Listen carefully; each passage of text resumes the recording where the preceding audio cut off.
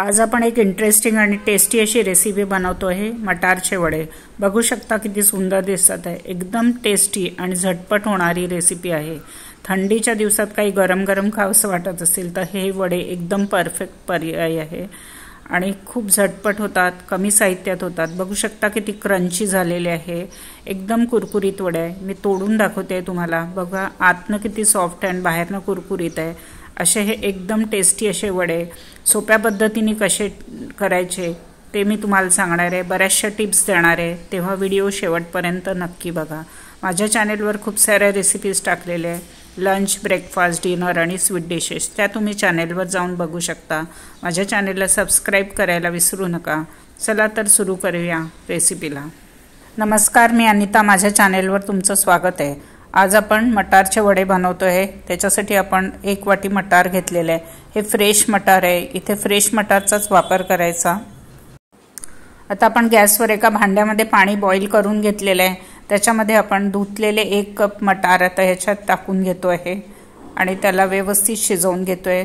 5 ते 6 मिनिटं आपण कमी गॅसवर या मटारला शिजवतो आहे। खूप जास्त सॉफ्ट करायचे नाही आहे मटार आपल्याला। जर कोवळे मटार असतील तर शिजवायला कमी वेळ लागतो। आता 5 मिनिटं आपण व्यवस्थित कमी गॅसवर शिजवून घेतलेले आहे। आता बघतोय आपले मटार किती शिजले आहे ते। असा मटारचा दाणा घ्यायचा आणि तो असा प्रेस करून बघायचा। एवढं शिजलं म्हणजे परफेक्ट शिजलेलं आहे, एवढंच आपल्याला हवं आहे। आता गॅसची फ्लेम आपण बंद केलेली आहे आणि सगळे मटार आपण एका चाळणीमध्ये काढून घेतोय। मटार आपण एका चाळणीत काढून घेतले, त्यातलं पाणी आता निथळून घेतोय आपण आणि थंड करून घेतोय। त्याच्या खाली एक भांडं ठेवलेलं आपण। आता आपले मटार थंड झालेले आहे, आपण एका प्लेटमध्ये या मटारला काढून घेतो आहे। आता आपण मटारला क्रश करून घेतोय। त्याच्यासाठी आपण पावभाजी मॅशर घेतलंय आणि सगळे मटार व्यवस्थित प्रेस करून घेतोय। त्याला प्रत्येक मटार प्रेस करायचा। ग्लासचा वापर करून सुद्धा तुम्ही मटार क्रश करू शकता। आणि महत्त्वाची टिप आहे की मिक्सरमध्ये अजिबात फिरवायचे नाही। मिक्सरमध्ये फिरवले तर त्याचे वडे चांगले होत नाही, एकदम पावडर होऊन जाते त्याची। आता बघू शकता आपले मटार किती कसे झाले आहे ते। अशा पद्धतीने आपल्याला सगळे मटार क्रश करून घ्यायचे आहे। आपण सगळे मटार व्यवस्थित क्रश करून घेतले, एकही दाणा क्रश करायचं सोडायचं नाही। प्रत्येक दाणा क्रश करायचा, म्हणजे मग ते मटारचे वडे एकदम टेस्टी होतात। बघू शकता कशा प्रकारे झालं आहे ते। याच्यामध्ये आपण एक मीडियम साईजचा कांदा बारीक चिरून टाकून घेतो आहे। एकदम बारीक चिरायचा कांदा, म्हणजे जास्त छान लागतात वडे। 1 टीस्पून आपण बारीक हिरवी मिरची चिरलेली टाकून घेतो आहे। मिरचीचं प्रमाण तुम्ही तुमच्याप्रमाणे कमी जास्त करू शकता।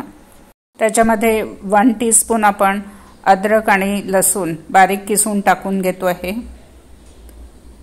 आणि कढीपत्त्याची 7-8 पानं बारीक तोडून घेतोय आणि ती टाकतोय। तोडलेली पानं अशी खूप छान लागतात।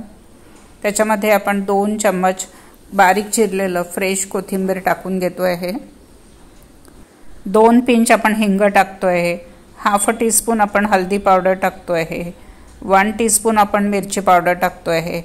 हिरवी मिरची आधी टाकलेली आहे, त्याचा अंदाज घेऊन मिरची पावडर टाकायचं। 1 टीस्पून आपण धनिया पावडर टाकतो आहे।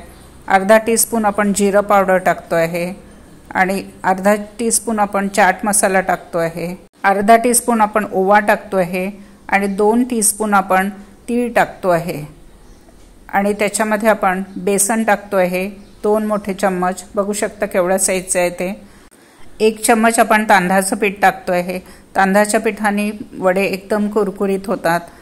तांदळाच्या पिठाच्या ऐवजी तुम्ही कॉर्नफ्लॉवरचा पण वापर करू शकता। आता ह्याच्यामध्ये आपण चवीप्रमाणे मीठ टाकतो आहे आणि सगळं साहित्य व्यवस्थित मिक्स करून घेतो आहे। आता अजिबात पाण्याचा वापर करायचा नाही। सगळं साहित्य व्यवस्थित मिक्स करून घ्यायचं। सगळं साहित्य आपण व्यवस्थित मिक्स करून घेतलेलं आहे। बघू शकता कसं दिसतंय ते। आणि याच्यामध्ये आपण 2 टीस्पून पाणी टाकून घेतो आहे आणि छान व्यवस्थित मिक्स करून घेतो आहे।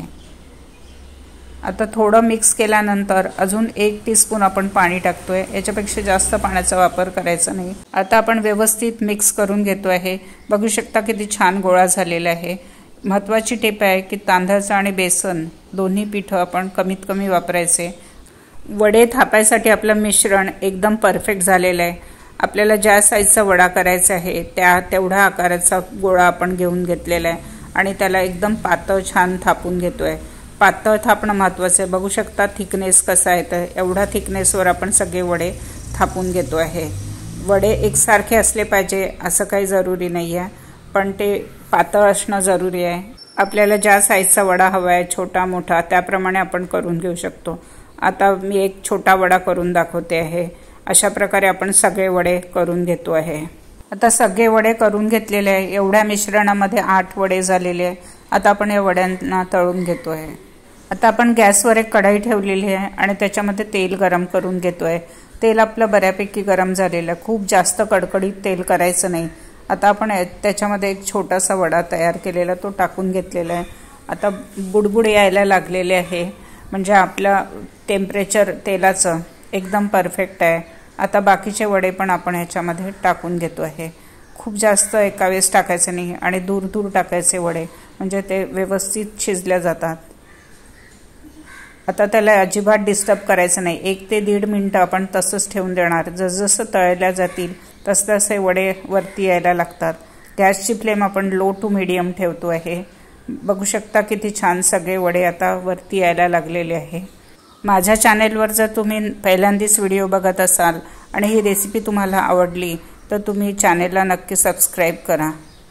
आता वडे वरती यायला लागलेले आहे। आपण साइडनी तेल टाकून घेतो आहे आणि त्याला अलटून पलटून व्यवस्थित गोल्डन कलर येईपर्यंत लो टू मीडियम फ्लेमवर तळून घेतो आहे। वडे पातळ थापले की बाहेरनं एकदम कुरकुरीत लागतात आणि आतनं सॉफ्ट लागतात। एकदम टेस्टी असे हे वडे आपण आता तळून घेतो आहे। बघू शकता किती छान दिसतंय। एका साइडनी झाले, आता ह्याच कलरवर आपण दुसऱ्या साइडनी त्याला तळून घेतो आहे। आता आपले वडे तळून झालेले आहे। आता त्याला आपण काढून घेतोय। बघू शकता किती छान रंग आलाय, एकदम क्रंची आणि टेस्टी असे वडे तयार झालेले आहे। आता आपण दुसऱ्या बॅचचे वडे पण टाकून घेतो आहे आणि अशाच प्रकारे आपण सगळे वडे तळून घेतो आहे। आता आपले सगळे वडे तळून झालेले आहे। बघू शकता कसे दिसतात, एकदम क्रिस्पी आणि क्रंची असे वडे तयार झालेले आहेत। त्यातला एक छोटा वडा मी तोडून दाखवते तुम्हाला। बघू शकता आतनं किती सॉफ्ट आहे आणि बाहेरनं एकदम कुरकुरीत आहे। आणि या वड्यांचं आता आपण प्लेटिंग करून घेतो आहे। मटारच्या वड्यांचं आपण प्लेटिंग करून घेतलेलं आहे। बघू शकता किती सुंदर दिसत आहे। एकदम टेस्टी आणि झटपट होणारी ही रेसिपी आहे। घरच्या साहित्यातनंही तुम्ही पटकन करू शकता आणि ही रेसिपी तुम्ही नक्की घरी करून बघा। सगळ्यांना खाऊ घाला आणि ही रेसिपी तुम्हाला कशी वाटली ते कळवायला विसरू नका। माझ्या चॅनेलला सबस्क्राइब करा, बेल आयकॉन दाबा, लाईक करा आणि जास्तीत जास्त शेअर करा। पुन्हा भेटूया नवीन रेसिपीसोबत, इंटरेस्टिंग रेसिपीसोबत। धन्यवाद।